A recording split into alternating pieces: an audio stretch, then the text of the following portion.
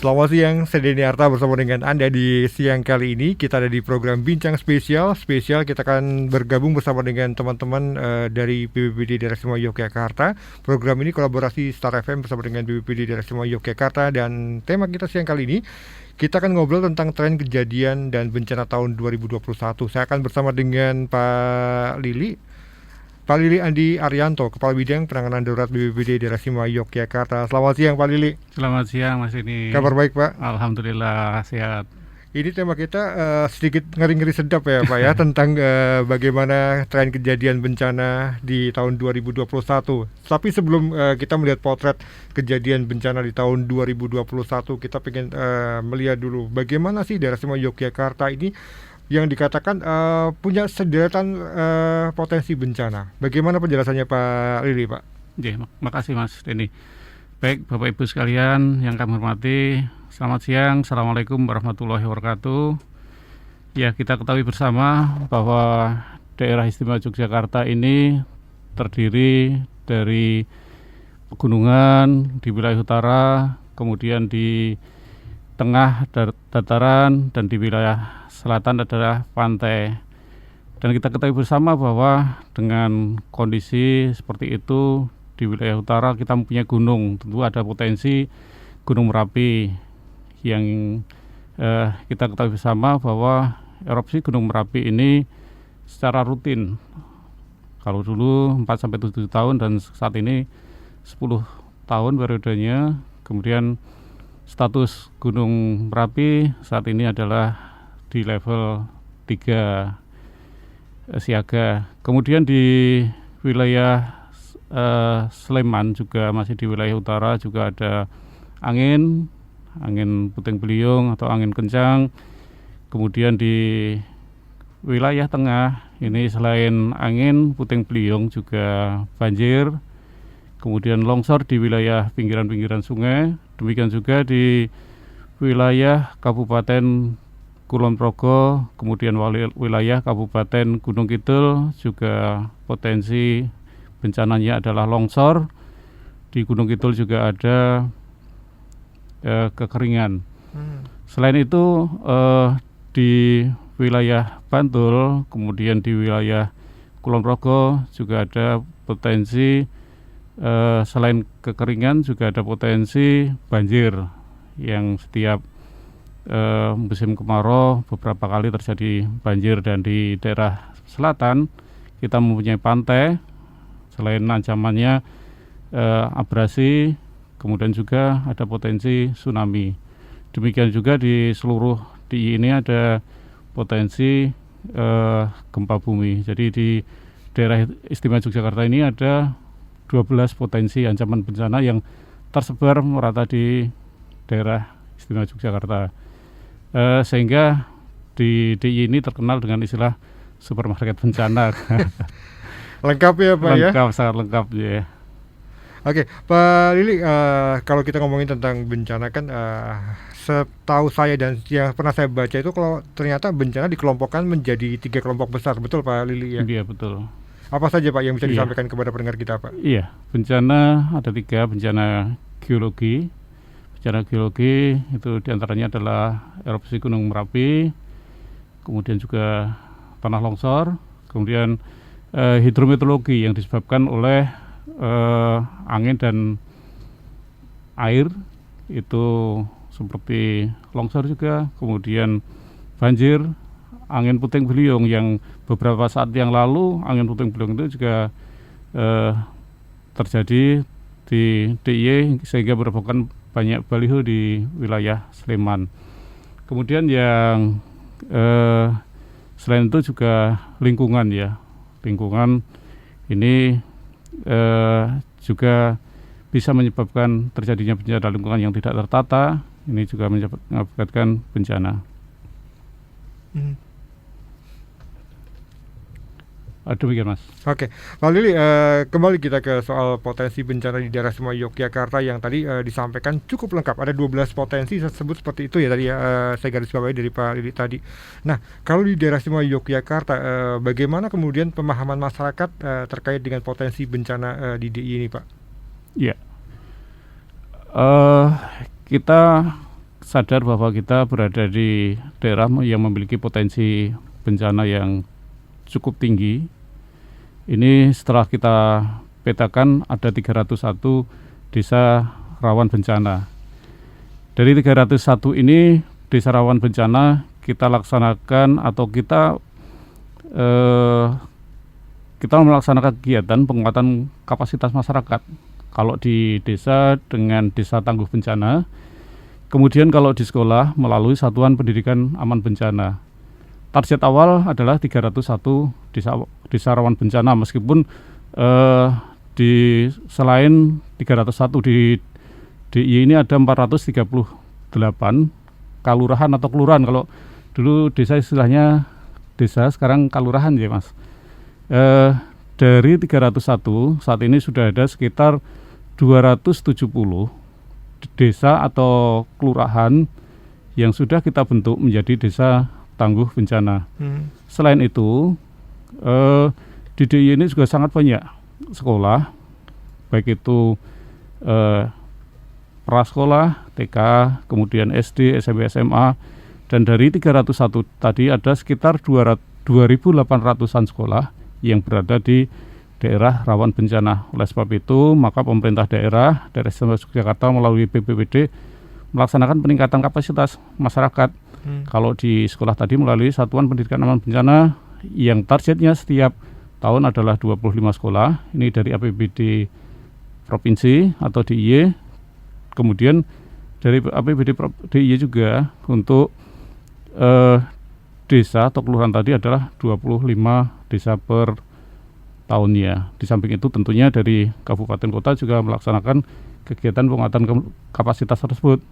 Selain itu sosialisasi, edukasi juga kita lakukan kepada masyarakat, baik itu secara tatap muka, kemudian juga melalui Twitter, melalui Facebook yang kami punya.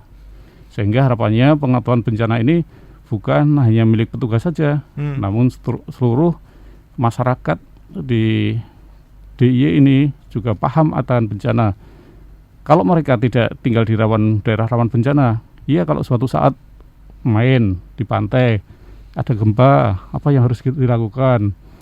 Kalau mereka main umpamanya di daerah wisata, umpamanya di Kali Biru, oh sana ternyata daerah longsor. Kalau hujan apa yang harus mereka lakukan? Oleh sebab itu, maka pengetahuan tentang kebencanaan ini harus kita miliki bersama. Menurut penelitian di Jepang, bahwa pada saat kejadian gempa, bahwa 33% kita selamat karena menolong diri sendiri. Seperti apa itu Pak ceritanya? Ya kita ketahui bersama pada saat ada kejadian tentunya bukan orang lain yang bisa menolong kita. Tentu kita sendiri, kita harus memiliki kemampuan tersebut. Oh, kalau ada gempa apa yang harus kita lakukan? Umpamanya mencari tempat-tempat yang aman. Tempat aman tersebut di mana? Umpamanya di bawah meja. Kemudian segitiga kehidupan itu harus kita kuasai kalau kita tinggal di rumah. Kalau tadi tempat wisata itu tentunya kita sendiri harus punya kapasitas tersebut. Kemudian yang kedua, yang bisa menolong kita adalah orang-orang yang terdekat dengan kita. Orang terdekat kita siapa? Ya keluarga kita. Setelah keluarga kita, kemudian baru tetangga kita, dan yang terakhir adalah tim penolong ataupun bisa SAR, kemudian bisa pemerintah. Jadi yang harus kita tingkatkan kapasitasnya selain petugas juga seluruh lapisan masyarakat, baik itu anak-anak maupun orang tua harus paham, termasuk di rumah kita. Di rumah kita kalau kita di desa tangguh bencana, kita di sana menyusun rencana kontingensi. Rencana kontingensi itu apa? Pada saat bencana ini kita menyusun, apa langkah yang harus kita lakukan apa saja. Kemudian menentukan jalur-jalur evakuasi yang sebelumnya tentunya kita juga mengenali potensi kerawanan yang ada di desa tersebut. Kemudian ini juga pada saat kejadian bencana apa yang harus kita lakukan. Ini ini tentunya dilatih bukan untuk petugas saja, termasuk kita di rumah kita. Oh, kalau ada seandainya kebakaran, ada gempa di rumah kita, harus kita tentukan. Oh, kita nanti keluar mana titik kumpul di rumah kita.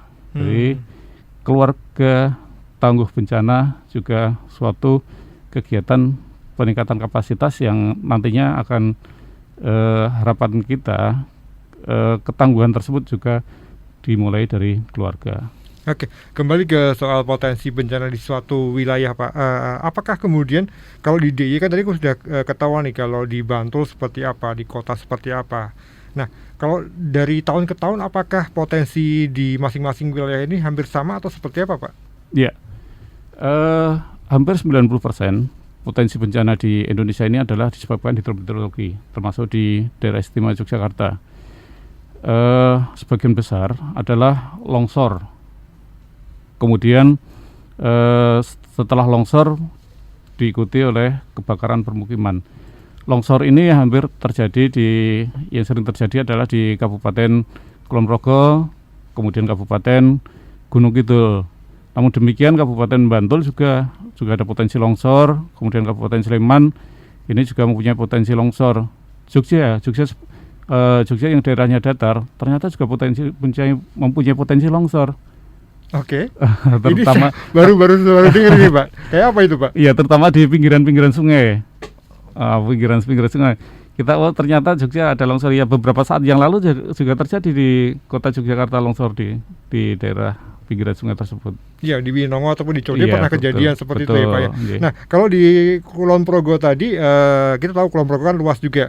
Yang lebih sering terjadi peristiwa longsor ini di daerah sebelah mana, Pak? Ya, tentunya kalau daerah selatan, daerah pantai aman daerah. Kemudian di daerah perbukitan Menureh ini cukup banyak, kemudian sering terjadi longsor, dan di beberapa termasuk kegiatan desa tangguh bencana ini penguatan kapasitasnya di daerah-daerah longsor tersebut, termasuk dengan kegiatan kita adalah pembuatan early warning system. Jadi early warning system atau sistem peringatan dini ini ada beberapa cara yang kita lakukan. Yang pertama memang dengan alat yang dari kami, diantaranya ada extensometer. Extensometer itu ada yang terintegrasi dengan pusdalo kami. Kemudian ada juga extensometer yang sederhana, yang masyarakat sendiri bisa membuatnya. Kemudian selain di Kulon Progo, ini di Gunung Kidul juga banyak yang rawan longsor, terutama di daerah Patok, Gunung Kidul Utara. Kemudian kalau di daerah Bantul adalah daerah Bantul bagian timur, Dringo, Piungan, itu juga rawan longsor. Ini rawan longsor terjadi karena apakah memang kontur tanahnya yang mudah longsor atau seperti apa sih, Pak? Yeah. Kalau saya matur tadi, beberapa wilayah tadi memang daerahnya adalah daerah berbukit-bukit ya. Kalau di Gunung Kidul memang ada tanah mudah longsor, kemudian ada yang tanah batu. Kalau yang tanah batu memang relatif aman, namun yang tanah mudah longsor itu memang ada di beberapa wilayah, dan pemicunya diantaranya adalah karena hujan. Dan pada musim-musim seperti ini, musim bulan-bulan Desember, Januari, yang tadi kita ngobrol bahwa Desember adalah gede-gedenya sumbernya. Betul. Gede-gede sumber itu ini juga patut kita waspadai bersama, karena kalau memang benar gede-gedenya sumber, dan menurut BMKG bahwa puncak dari musim hujan ini adalah di bulan Januari, sehingga pada saat gede-gedenya sumber nanti atau puncak hujan ini perlu kita waspadai. Kalau hujan lebat 2 jam berturut-turut, ini daerah yang berpotensi longsor tersebut sebaiknya untuk sementara mengungsi dulu. Oke, Pak, selain tadi tanah longsor, potensi bencana banjir juga menjadi salah satu yang perlu kita waspadai. Kalau di daerah istimewa Yogyakarta ini yang sering langganan banjir di mana sih Pak? Kalau saya dulu pernah baca Kulon Progo bagian selatan tuh masih sering banjir. Tapi kalau sekarang ini seperti apa nih kondisinya Pak? Yang wilayah yang rawan banjirnya di daerah mana saja? Ya betul. Jadi memang peta banjir ini kami juga membuat peta risiko banjir di daerah Kulon Progo bagian selatan. Ini memang diantaranya adalah rawan banjir. Kemudian di daerah Bantul juga rawan banjir karena Bantul ini airnya adalah kiriman dari Sleman dan dari kota Yogyakarta. Kadang pernah terjadi juga bahwa di Bantul tidak hujan, namun di Sleman dan kota hujan lebat. Mau tidak mau Bantul dapat kiriman kiriman banjir ya Pak ya? Hujan ya. Sehingga di Bantul terjadi banjir. Beberapa saat yang lalu di akhir tahun 2017 ini yang mengagetkan kita terjadi banjir di Kabupaten Gunung Kidul yang selama ini nggak pernah terjadi banjir. Gunung Kidul kalau dulu kan terkenalnya dengan kekeringan, mohon maaf ini. Kemudian di 2017 terjadi banjir yang cukup besar. Itu karena memang waktu itu ada siklon Cempaka ya, yang dampaknya memang kita rasakan bersama dan dari sisi kerugian material juga cukup banyak. Selain banyaknya banjir, kemudian juga di pantai-pantai juga banyak tempat-tempat wisata yang rusak karena siklon tersebut. Pak Lili, salah satu yang kemarin sempat kita alami di hari Minggu itu kan anginnya kencang, kemudian cukup banyak petir. Ini wilayah mana saja sebenarnya Pak yang kemudian harus mewaspadai potensi terjadinya ini? Oke, merata iya, tapi ada beberapa potensi wilayah yang memang cukup sering terjadi angin kencang. Ini di mana saja Pak? Iya, kalau dari informasi dari BMKG ya, dari stasiun klimatologi dan klimatologi yang beralamat di Jalan Kabupaten, bahwa dan berdasarkan pengalaman selama ini daerah-daerah yang banyak angin puting beliung terutama di wilayah Sleman bagian utara, kemudian Sleman wilayah bagian barat. Demikian juga di kota Yogyakarta juga pernah terjadi angin puting beliung tersebut di wilayah sekitar Lempuyangan, sehingga di Sleman bagian barat dan utara tadi, pada saat kita melakukan penguatan kapasitas yang saya sampaikan tadi dengan Distana maupun SPAB, skenario gladi yang kita lakukan, skenarionya adalah gladi akibat bencana angin puting beliung. Kalau yang selama ini Jogja hampir merata gempa bumi, namun tempat-tempat khusus tadi gladi yang kita lakukan adalah gladi angin puting beliung. Baik, Pak Lili dan juga Anda pendengar dan juga Anda yang menyaksikan video kami, Anda di program Bincang Spesial persembahan dari Star FM bersama dengan BPBD Daerah Istimewa Yogyakarta. Di siang kali ini saya bersama dengan Pak Lili Andi Arianto, Kepala Bidang Penanganan Darurat BPBD Daerah Istimewa Yogyakarta. Di siang kali ini program ini membahas tentang tren kejadian dan bencana tahun 2021. Kita ngomongin tentang bencana yang tercatat selama tahun 2021. Potretnya seperti apa Pak Lili? Ya, di tahun 2021 ini memang selain pandemi COVID, kejadian bencana alam juga ternyata banyak terjadi. Seperti saya sampaikan tadi bahwa 90% bencana di daerah istimewa Yogyakarta ini adalah karena hidrometeorologi, dan di Yogyakarta ini di 2021 juga sebagian besar karena hidrometeorologi tersebut. Di antaranya yang terbesar adalah tanah longsor. Kemudian selain itu yang kedua adalah kebakaran permukiman. Kebakaran permukiman juga sangat banyak terjadi di daerah istimewa Yogyakarta.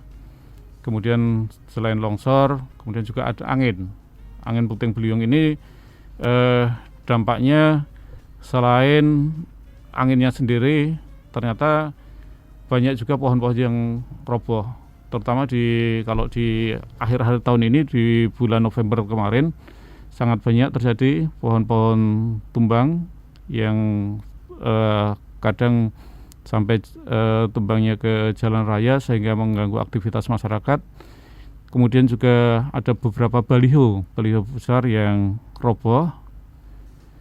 Kemudian selain itu ada beberapa gempa bumi yang mungkin sebagian besar tidak kita rasakan karena hampir setiap minggu terjadi gempa bumi di wilayah selatan Pulau Jawa ini, namun sebagian besar tidak kita rasakan, dan yang kita rasakan hanya beberapa kali saja.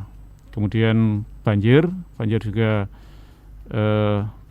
di tahun ini juga beberapa kali terjadi, di selain longsor, banjir, kebakaran hutan. Kalau kebakaran hutan juga pernah terjadi di tahun ini.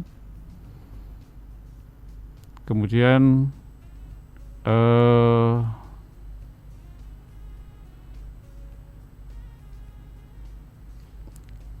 gempa tadi ya, kalau gempa memang banyak dan memang banyak yang tidak kita rasakan. Baik, Pak Lili, kita akan break dulu. Kita akan undang untuk Anda pendengar yang mau pengen bergabung di kesempatan siang kali ini. Silakan Anda bergabung di 081-862-1013 atau bisa juga tulis di kolom komentar Instagram kami di Star Jogja FM. Saya masih bersama dengan program Bincang Spesial persembahan dari BPBD Daerah Istimewa Yogyakarta bersama dengan Pak Lili Andi Arianto, Kepala Bidang Penanganan Darurat BPBD Daerah Istimewa Yogyakarta. Kami akan segera kembali. Kita kembali di program Bincang Spesial persembahan dari BPBD Daerah Istimewa Yogyakarta di siang kali ini untuk Senin tanggal 20 Desember 2021. Saya Dini Arta. Saya bersama dengan Pak Lili Andi Arianto, Kepala Bidang Penanganan Darurat BPBD Daerah Istimewa Yogyakarta. Pak Lili, tadi sebelum break kita sudah sempat sedikit menyinggung soal bencana di tahun 2021. Saya ingin lebih spesifik kita ngomongin tentang angka, Pak. Apa yang kemudian bisa Pak Lili sampaikan terkait dengan angka-angka kejadian bencana di tahun 2021 yang paling banyak terjadi itu sebenarnya yang mana, Pak? Tanah longsor, kebakaran, atau gempa bumi yang tidak terasa tadi, Pak? Iya, baik, terima kasih. Baik, kejadian bencana di sini yang tercatat di kami adalah kejadian peristiwa alam. Mungkin dari peristiwa alam tersebut bisa menyebabkan bencana, bisa juga tidak, karena salah satu indikator bencana adalah adanya kerugian baik harta benda, lingkungan maupun korban jiwa manusia. Berdasarkan data yang kami terima di tahun 2021 ini, tanah longsor cukup banyak. Ini peringkat pertama adalah tanah longsor, ada 289 kejadian. Kemudian gempa tidak terasa ada 203 kejadian. Ini berarti kalau di rata-rata harian dari 365 hari, hampir setiap hari ini. Namun ini karena bukan setiap hari kejadiannya, terutama di akhir tahun dan di awal tahun longsor tersebut. Kemudian berikutnya adalah kebakaran, terutama adalah kebakaran permukiman. Ada 151 kejadian. Kemudian angin kencang ada 141 kejadian, dan pohon tumbang ini lebih spesifik, 69 kejadian. Pohon tumbang ini juga terutama disebabkan oleh angin kencang tadi.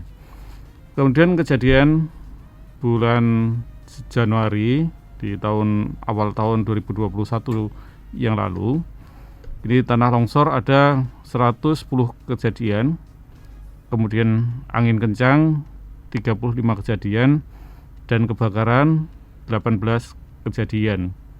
Sedangkan kejadian yang terbanyak setiap bulannya, ini tanah longsor dari 289 kejadian tadi, terutama yang terbanyak adalah di Kabupaten Kulon Progo, ada 145 kejadian. Kemudian di Bantul ada 51 kejadian, Gunung Kidul 48 kejadian, Kota Yogyakarta 26 kejadian, dan Kabupaten Sleman 19 kejadian. Di bulan Januari dari 289 kejadian tadi, ini Januari ada 110 kejadian. Ini yang paling banyak adalah di Kabupaten Kulon Progo, 61 kejadian, terutama di Kecamatan Samigalo, 29 kejadian. Kemudian di Kecamatan Kokap, 17 kejadian. Di Girimulyo, 8 kejadian. Kalibawang 4 kejadian. Pengasih 2 kejadian. Dan di Sentolo 1 kejadian. Kemudian pada bulan Februari tahun 2021 ada 43 kejadian. Yang paling banyak adalah di Kabupaten Bantul, 23 kejadian. Kemudian Maret 22 kejadian. Yang paling banyak di Kabupaten Kulon Progo, 13 kejadian. Kemudian bulan April ada 21 kejadian. Dan yang terbanyak adalah di Kabupaten Kulon Progo, 11 kejadian. Dan di bulan November kemarin ini ada 70 kejadian tanah longsor, dan yang terbanyak adalah di Kabupaten Kulon Progo, ada 44 kejadian. Kemudian yang kedua adalah kebakaran. Ada 155 kejadian. Di Kabupaten Bantul ada 68 kejadian. Kemudian Gunung Kidul dan Kulon Progo ada 26 kejadian, Kota Yogyakarta 18 kejadian, dan Kabupaten Sleman 13 kejadian. Ya, saya potong Pak Lili. Kalau untuk kebakaran ini kebanyakan terjadi di perumahan, betul ya? Iya. Pemukiman. Ya. Apakah yang kemudian ada data juga Pak? Ini disebabkan oleh konsleting listrik atau seperti apa nih Pak? Iya. Kalau yang kebakaran permukiman, tadi perumahan itu maksud kami ada permukiman yang rumah-rumah, bukan kebakaran hutan. Jadi kalau informasi yang kami terima dari Dinas Pemadam bahwa sebagian besar adalah karena konsleting listrik. Banyak rumah-rumah, mungkin kita sendiri, mungkin ya rumah kita, setelah kita bangun kita tidak pernah ngecek lagi instalatornya apakah masih layak. Sudah 20 tahun lebih setelah kita bangun kita tidak pernah ngecek, yang kemungkinan karena aus, karena panas, sehingga kabel-kabel yang ada di rumah kita mungkin ada yang ngelupas, mungkin ada yang dikerokoti tikus, sehingga ini salah satu adalah pemicu dari konslet tersebut. Kemudian setelah konsleting listrik adalah karena kompor di dapur. Oke, ada dua pemicu utama tadi ya yang disampaikan oleh Pak Lili. Pak, kalau kita ngomongin tentang kerugian akibat bencana, bagaimana dengan catatan di tahun 2021 ini? Apakah angkanya cukup tinggi dan ada juga korban jiwa, Pak? Iya, secara kerugian ini baru bisa kami hitung setelah semua kejadian masuk, baik itu dampak ekonomi makro, kemudian lingkungan dan sebagainya. Sampai saat ini kerugian yang dapat kami hitung di tahun 2021 ini dari berbagai macam kejadian tadi ada kurang lebih 17 miliar 624 juta 365 ribu rupiah. Ini di luar pandemi ya. Kalau dengan pandemi sangat luar biasa karena dampak ekonomi yang sangat luar biasa. Nah, Pak, kalau dibandingkan dengan tahun-tahun sebelumnya, apakah kejadian dan angka ini kerugiannya juga cukup mengalami peningkatan atau malah mengalami penurunan, Pak Lili? Ya, secara angka setiap tahunnya kejadian longsor ini selalu menduduki peringkat yang paling tinggi, kemudian setelah itu disusul dengan kebakaran permukiman. Kemudian berikutnya adalah angin kencang, kemudian setelah itu gempa bumi yang tidak terasa. Ini bukan hanya kejadian ya, jadi bukan bencana. Kemudian apabila kita sandingkan di tahun 2018 ada 782 kejadian. Kemudian ini 4 tahun terakhir. Di tahun 2019 ada 1.355 kejadian, dan di tahun 2020 ada 1.500 kejadian, dan di tahun 2021 sampai saat ini ada 832 kejadian.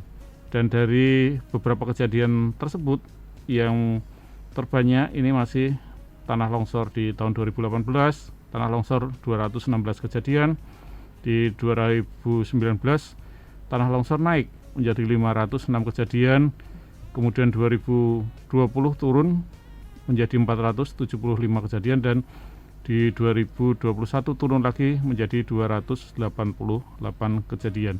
Mudah-mudahan sisa tahun ini meskipun curah hujan masih tinggi, ini tidak terjadi lagi tanah longsor. Ya, Pak Lili, saya ke interaksi dari pendengar di Instagram. Saya sapa dulu @kabarsinergi dan juga @roro. Ini terkait dengan banjir. Ada dua pertanyaan terkait dengan banjir yang dari Kabar Sinergi ini. Pak, banjir perkotaan itu masih ada. Apa yang menjadi concern ataupun apa yang jadi kewaspadaan dari BPBD Daerah Istimewa Yogyakarta terkait dengan banjir di perkotaan, Pak? Banjir perkotaan, Pak. Monggo, Pak. Ya, terima kasih. Banjir di perkotaan ini banyak diakibatkan karena kesalahan dari kita sendiri ya. Sistem drainase sudah dibuat oleh pemerintah, namun kadang kita sering abai pada saat sebelum hujan. Harusnya saluran-saluran tersebut kita pelihara. Kemudian kita sering kali lupa bahwa ada sampah-sampah kecil kita buang ke drainase. Kita menyapu tidak sadar, sisa-sisa kotoran kita buang ke drainase tersebut, sehingga menyebabkan drainase tersebut tersumbat. Meskipun kecil-kecil, namun kalau setiap hari kita menyapu atau sampah-sampah kecil tadi masuk ke drainase, ini bisa menutupi saluran drainase tersebut, sehingga air hujan yang harusnya masuk drainase ini tidak masuk ke drainase, sehingga menyebabkan banjir terutama di beberapa daerah genangan di kota Yogyakarta, di JEC, kemudian di depan mall yang ada di Jalan Solo. Ini seringkali banjir. Di antaranya adalah karena drainase yang tersumbat tadi. Kalau drainase tersebut lancar, insya Allah air akan lancar. Masih soal banjir dari @roro_eri, Kulon Progo bagian selatan itu langganan banjir. Apakah ada antisipasi untuk wilayah ini, Pak? Ya, di wilayah Yogyakarta ini dari Pak Agus, di dosen di UGM, ada namanya gerakan memanen air.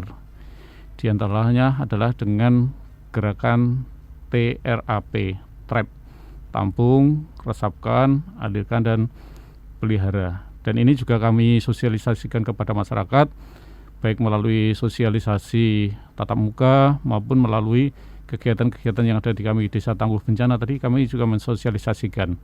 Jadi ini tampung pada saat ada hujan, tampung air tersebut.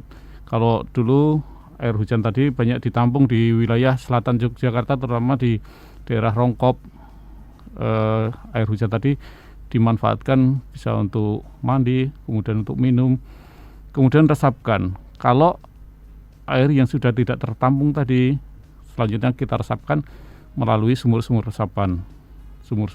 Kalau sumur resapan sudah penuh, kemudian baru kita alirkan. Kemudian setelah kita alirkan, dan yang terakhir adalah kita pelihara, baik itu penampungan, kemudian sumur resapan maupun saluran irigasi tersebut harus kita pelihara. Kemudian di wilayah Kabupaten Kulon Progo, wilayah selatan ya, memang kalau dulu langganan banjir. Ini beberapa saat yang lalu kami juga direncanakan ada penataan aliran air juga yang ada di sekitar Bandara Zia. Ini karena ada penataan air, sehingga harapannya wilayah Kabupaten Kulon Progo bagian selatan ini tidak banjir lagi.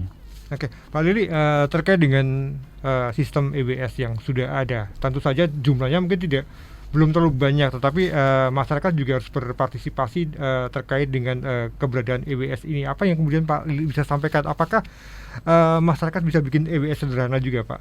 Ya, dari potensi-potensi bencana, ancaman bencana yang ada di DIY tadi, kalau yang besar-besar tentu sudah ada instansi yang menanganinya seperti Gunung Merapi. Ini sudah ada dari BPTKG yang ada di Jalan Cendana, ada EWS-nya. Namun demikian, selain EWS yang dipasang oleh instansi resmi tadi, ini masyarakat juga bisa melakukan rewarning sistemnya. Di antaranya adalah kalau di sana ada kearifan lokal menanam pohon bambu, pohon empring, ini sebagai salah satu EWS. Kemudian terkait dengan gempa bumi kami memang sampai saat ini gempa bumi tidak dapat diprediksi. Namun alat pemantau gempa bumi ini memang ada. Jadi setelah ada kejadian bencana, setelah ada kejadian gempa, ini dapat menginformasikan berapa kekuatan dari gempa tersebut. Dan EWS yang sederhana yang bisa kita lakukan, biasanya kita bisa menaruh barang-barang yang berbunyi, umpamanya kaleng bekas, kita taruh di tempat-tempat yang kalau mudah, umpamanya ada gonjangan, ini akan jatuh dan salah satunya memberikan bunyi. Kemudian di longsor, saya tadi sampaikan bahwa di longsor adalah ada extensiometer. Sebenarnya alat extensiometer ini ada extensiometer yang sederhana, extensiometer yang bisa kita buat sendiri dengan kayu, sehingga kalau ada retakan kayu atau tali, kayu tersebut akan ketarik. Kemudian kalau ketarik, kita sepakati bersama berapa senti, kalau ketarik akan bunyi, sehingga masyarakat yang ada di bawahnya harus turun. Nah ini ketarik sampai 5 cm, ini masyarakat harus pindah dari sekitar situ. Ini bisa kita salurkan dengan aki umpamanya aki motor. Kemudian kita hubungkan dengan sirena yang bahan-bahan tadi mudah kita dapat dan harganya tidak terlalu mahal. Oke, Pak Lili, kalau kita ngomongin tentang edukasi kepada masyarakat ini menjadi sangat penting untuk mewaspadai potensi bencana yang ada di wilayahnya. Tadi ada desa tangguh bencana, kemudian sekolah bencana juga tadi yang dilakukan. Nah, tentu saja ini masih perlu banyak dukungan dari berbagai pihak, termasuk dunia pendidikan. Bagaimana kolaborasi untuk mengkampanyekan ataupun memberikan kewaspadaan dini kepada masyarakat ini dilakukan? Seperti apa kolaborasi dengan pihak lain, Pak? Iya. Dalam penanggulangan bencana ini kita mengenal adanya pentahelik, yaitu keterlibatan pemerintah, masyarakat, dunia usaha, pendidikan dan media di dalam penanggulangan bencana, baik itu pra, saat maupun pasca. Termasuk tadi media, termasuk Star Jogja ini juga perlu mengedukasi di dalam pengurangan risiko bencana. Harapan kita memang yang kita perbanyak adalah pengurangan risiko bencana, sehingga pada saat kejadian bencana tidak banyak korban, baik korban jiwa maupun korban harta benda. Dari berbagai elemen tadi, pentahelik tadi, ini tentunya mempunyai peran masing-masing. Kalau dunia pendidikan bisa melalui siswanya, kemudian dari media ini juga banyak yang bisa diinformasikan informasi terkait dengan pengurangan risiko bencana, dan harapannya semua elemen tadi dapat melakukan penanggulangan bencana baik pada pra, saat maupun kejadian bencana. Ya, Pak Lili, kita tidak ingin ada bencana di akhir tahun ataupun juga mungkin di ketika puncak musim hujan terjadi di daerah istimewa Yogyakarta, tetapi bersiap juga perlu, Pak. Bagaimana dengan kesiapan bidangnya Bapak di bidang penanganan darurat BPBD DIY ini untuk menghadapi potensi mungkin puncak musim hujan dan sejenisnya, seperti apa nih, Pak? Iya, di daerah istimewa Yogyakarta di BPBD ini kami mempunyai tim yang namanya tim reaksi cepat. Kemudian tim reaksi cepat ini adalah anggotanya terdiri dari beberapa elemen.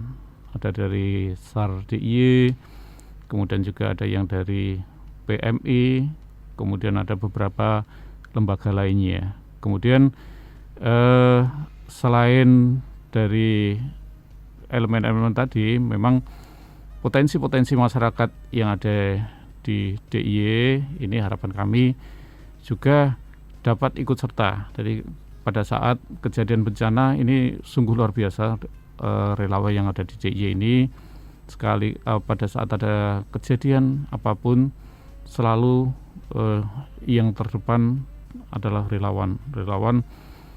Ada longsor, ada angin, mereka langsung datang di tempat kejadian. Harapan kami memang nantinya kalau seandainya terjadi ada kejadian, mari yang pertama kalau bisa kita kurangi pengurangan risiko bencana, sehingga pada saat ada kejadian bencana ini bisa kita minimalisir dampak dari kejadian tersebut. Kemudian nanti teman-teman kami yang ada di BPBD DIY ini kalau memang ada kejadian bencana silahkan melapor ke kami. Ada telepon yang bisa dihubungi baik melalui telepon secara langsung maupun melalui WA, ada di nomor 0274 555 584 maupun menggunakan aplikasi Pamor, sehingga informasi tersebut akan kita teruskan ke komponen yang terdekat dengan tempat kejadian bencana tersebut. Ya, Pak Lili, menutup obrolan kita di siang kali ini, apa pesan Pak Lili terkait dengan pengurangan resiko bencana di daerah istimewa Yogyakarta, Pak? Silakan. Ya, kebencanaan dan pembangunan ini terkadang memang menjadi hal yang bertolak belakang. Namun kita harus sadar bahwa bencana ini atau pembangunan ini harus beriringan dengan pengurangan risiko bencana, sehingga harapannya akan terjadi pembangunan jalan terus, namun risiko bencana juga akan berkurang. Kita juga sadar bahwa di daerah istimewa Yogyakarta ini mempunyai banyak potensi bencana. Oleh sebab itu, mari kita tingkatkan kapasitas diri kita, mulai dari keluarga kita, masyarakat di sekitar kita, sehingga keluarga yang tangguh, desa yang tangguh harapannya menjadi kabupaten dan provinsi yang tangguh pula. Kemudian apabila terjadi kejadian bencana, ini silahkan melaporkan ke kami, ke nomor 0274, kemudian 555, 584, atau juga bisa melalui aplikasi Pamor yang ada di DIY. Nanti tentunya akan kami tindak lanjuti dengan koordinasi dengan kabupaten, BPBD yang ada di kabupaten dan di kota. Kemudian ya, laporan yang akan disampaikan tentunya ini akan sangat bermanfaat bagi kami, kemudian bagi pemerintah daerah dalam perencanaan pembangunan, baik itu sebagai pencatatan sejarah, kemudian juga edukasi, juga bisa jadi cerita untuk anak cucu kita yang seterusnya. Dengan cerita tersebut kita bisa melakukan apa-apa saja yang harus kita lakukan apabila terjadi bencana. Demikian. Ya, tetap waspada karena kita ada di wilayah yang punya banyak resiko. Betul. Dan tetap juga menerapkan protokol kesehatan karena kita masih ada di kondisi pandemi COVID-19. Pak Lili, terima kasih sudah ngobrol di kesempatan siang kali ini. Kita ada di program Bincang Spesial persembahan dari BPBD Daerah Istimewa Yogyakarta dan kolaborasi bersama dengan Star FM Inspiring Sound. Terima kasih untuk kebersamaan Anda, untuk Anda yang sudah menyimak di 101,3 dan juga di live streaming kami starjuja.com. Terima kasih juga untuk yang udah nanya. Terima kasih sekali lagi. Dini Atta pamitan, selamat siang, sampai jumpa.